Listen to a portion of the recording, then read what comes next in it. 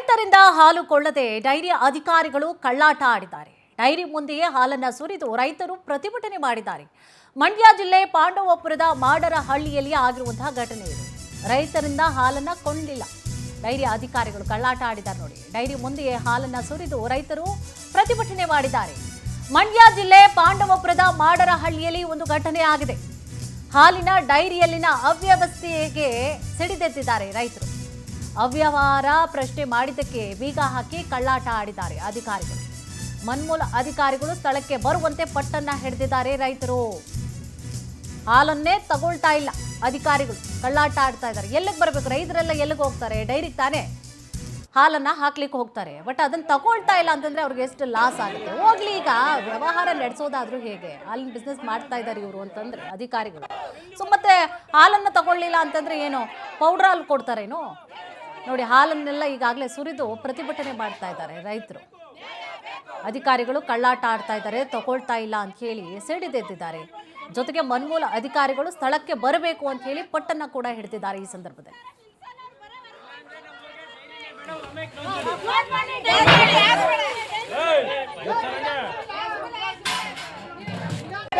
ಎಲ್ಲಿವರೆಗೆ ಹೋರಾಟ?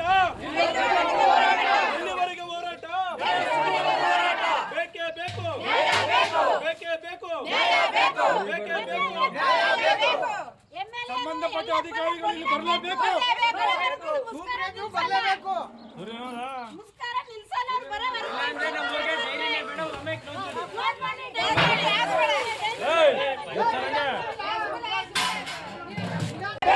ಎಲ್ಲಿವರೆಗೆ ಹೋರಾಟ?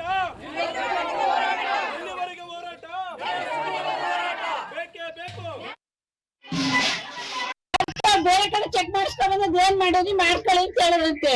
ಅದು ಕೇಳಿದ ಸೆಕ್ರೆಟರಿ ಕೇಳಿದಾಗ ನಾವ್ ಹೇಳ್ದ ಬೇರೆ ಹಾಕ್ತಾನೆ ಕಳ್ಸು.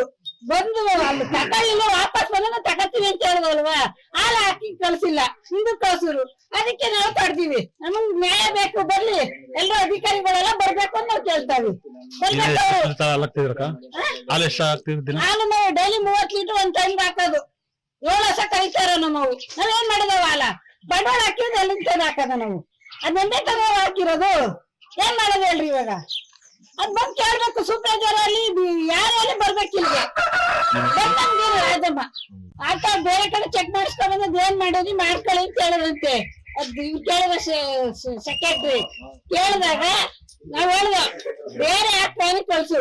ಬಂದು ಅಲ್ಲಿ ತಗೊಳ್ಳಿಲ್ಲ, ವಾಪಸ್ ಬಂದ ತಗತ್ತೀವಿ ಅಂತ ಹೇಳಿದಲ್ವಾ, ಹಾಲು ಹಾಕಿ ಕಳ್ಸಿಲ್ಲ, ಹಿಂದೂ ಕಳ್ಸಿರು. ಅದಕ್ಕೆ ನಾವು ತಡ್ತೀವಿ. ನಮಗ್ ನ್ಯಾಯ ಬೇಕು, ಬರ್ಲಿ ಎಲ್ಲರೂ ಅಧಿಕಾರಿಗಳೆಲ್ಲ ಬರ್ಬೇಕು ಅಂತ ನಾವು ಕೇಳ್ತಾವಿ. ಹಾಲು ನಾವು ಡೈಲಿ 30 ಲೀಟರ್.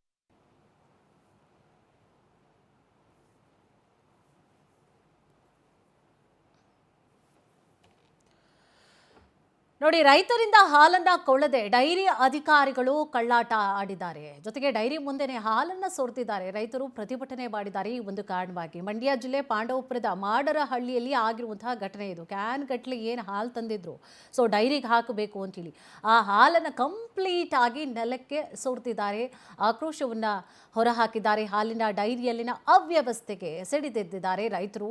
ಅವ್ಯವಹಾರ ಪ್ರಶ್ನೆ ಮಾಡಿದ್ದಕ್ಕೆ ಬೀಗ ಹಾಕಿ, ನೋಡಿ, ಪ್ರಶ್ನೆ ಮಾಡಿದ್ದಕ್ಕೆ ಹಿಂಗೆ ತಪ್ಪು ಮಾಡ್ತಾ ಇದ್ದೀರಾ ಅಂತ ಹೇಳಿ ಪ್ರಶ್ನೆ ಮಾಡಿದರೆ ಸಾಕು, ಆಯಿತು ತಗೊಳ್ಳೋದೇ ಇಲ್ಲ, ವೇಸ್ಟ್ ಆಗಲಿ ನಿಮ್ಮ ಹಾಲು ಅಂತ ಹೇಳಿ ಕಳ್ಳಾಟವನ್ನು ಆಡ್ತಾ ಇದ್ದಾರೆ ಅಧಿಕಾರಿಗಳು.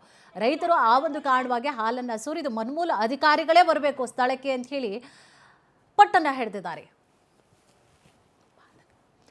ಇದೇ ವಿಚಾರ ಸಂಬಂಧವಾಗಿ ಹೆಚ್ಚಿನ ಡೀಟೇಲ್ಸ್ ಅನ್ನು ಕೂಡ ನೀಡ್ತಾ ಹೋಗ್ತಾರೆ ನಮ್ಮ ಪ್ರತಿನಿಧಿ ಬಾಲಕೃಷ್ಣ. ಎಸ್ ಬಾಲಕೃಷ್ಣ, ಯಾವ ಒಂದು ಕಾರಣಕ್ಕೋಸ್ಕರ ಇವತ್ತು ಈ ರೀತಿಯಾಗಿ ಪ್ರೊಟೆಸ್ಟ್ ಅನ್ನ ಮಾಡ್ತಿದ್ದಾರೆ? ಒಂದು ಬೇಜಾರಾಯಿತು, ಅಷ್ಟೊಂದೆಲ್ಲ ಹಾಲನ್ನು ಸುರಿತಾ ಇದ್ರಲ್ಲ ರೈತರು, ಅದರಲ್ಲೂ ಕೂಡ ಭಾಳ ಕಷ್ಟಪಟ್ಟಿರ್ತಾರೆ ಅವರಂತೂ, ಹಸು ಸಾಕ್ಲಿಕ್ಕೆ ಇಲ್ಲ, ಬಟ್ ವೇಸ್ಟ್ ಮಾಡ್ತಿದ್ದೀರಲ್ಲ, ಅದೊಂಚೂರು ಎಲ್ಲೋ ಒಂದು ಕಡೆ ಬೇಜಾರಾಯಿತು. ಸೊ ಈ ಒಂದು ಘಟನೆ ಆಗಲಿಕ್ಕೆ ಕಾರಣ ಏನು ಹೇಳ್ತಿದ್ದಾರೆ ಅಧಿಕಾರಿಗಳು? ಮಾಹಿತಿ ಕೊಡೋದಾದ್ರೆ.